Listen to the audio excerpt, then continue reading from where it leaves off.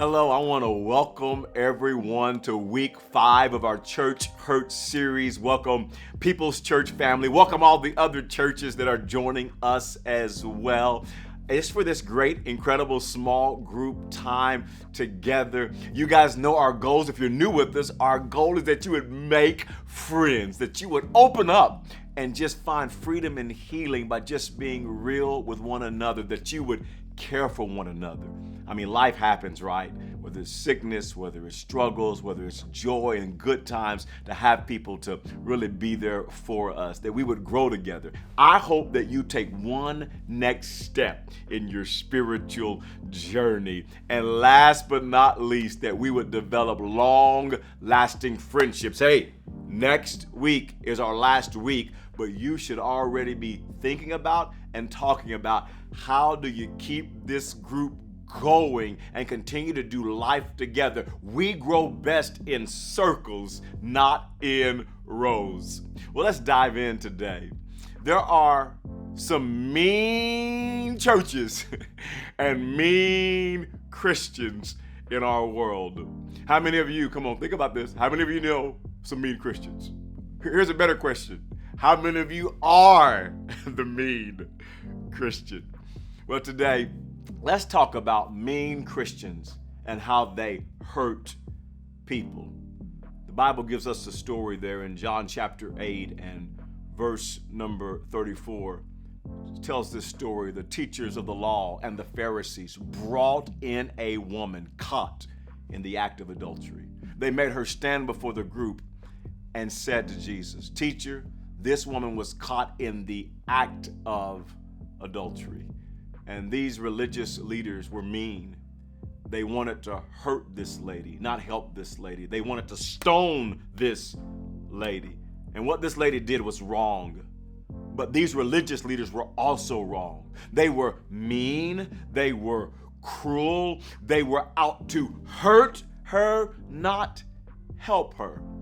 They actually showed favoritism instead of fairness. They brought the woman, think about this, they brought the woman, but not the man. You see, people experience church hurt whenever churches and people start to play favorites. Bringing the woman, but not the man, and whether it's playing favorites in our own culture because of maybe someone's gender or skin color or hair color or tattoos or body piercings or their economic status or marital status or the way someone dresses or someone's sin, we can't, as church people, if we're not careful, start to play favorites, and we end up hurting people instead of helping people. Here's our first question that I really want us to dive in and to process, because I think this is such a real topic that I want us to all grow in today. And the first question is this: why does it hurt when people play favorites? Think about that. Why does it hurt so much when people play favorites? I want one or two of you to jump out there and let's talk about this very important subject.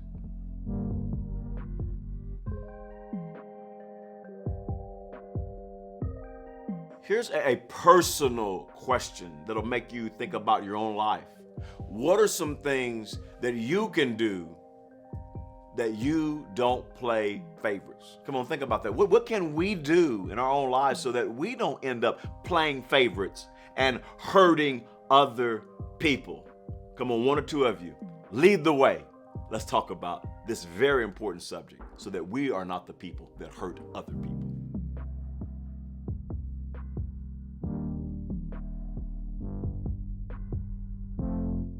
Okay, there's a second point I want us to get in our hearts about mean people, and that is mean church people focus more on what they're against than what they're for. You see, these religious leaders were so focused on what they were against. They went on a witch hunt looking for someone in sin. And they found this lady and they dragged her out of the house and they put her sin on public display, not to help her, but to hurt her. Mean Christians are focused more on what they are against than what they are for. Here's a question for us. To be light in a dark world, why is it important for us to be more focused on what we're for than what we are against? Wow, this is going to be a good dialogue. I know it's your heart's desire, like it is mine, to be salt and light in a world that so desperately needs it.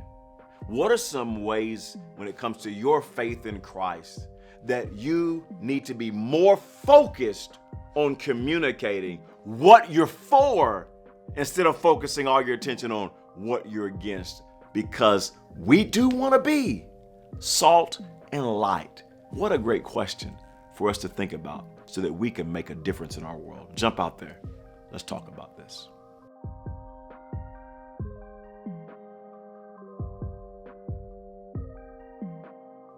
Okay, a third point about mean people, and that is mean church people focus on condemnation instead of restoration.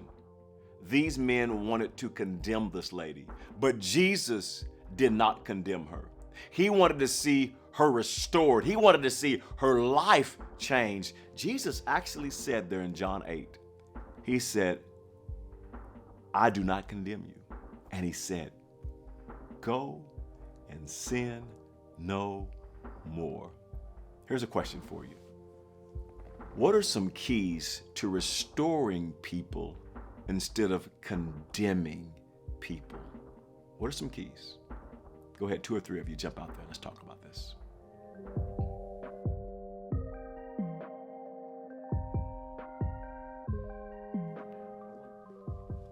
Okay, the last question.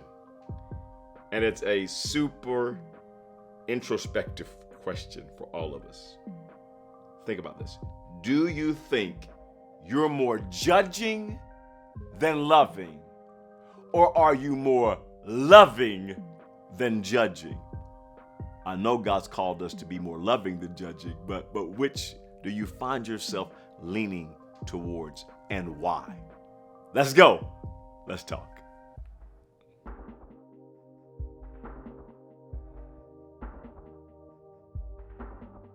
Well, hey, we believe in the power of prayer, and it never gets old praying for each other because God answers prayer. So would you take some prayer requests?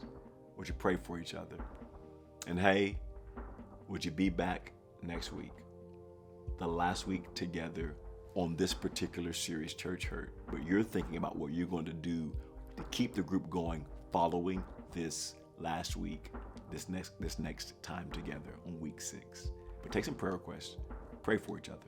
And I can't wait to see you for our last time together on Church Hurt series next week. We'll see you then.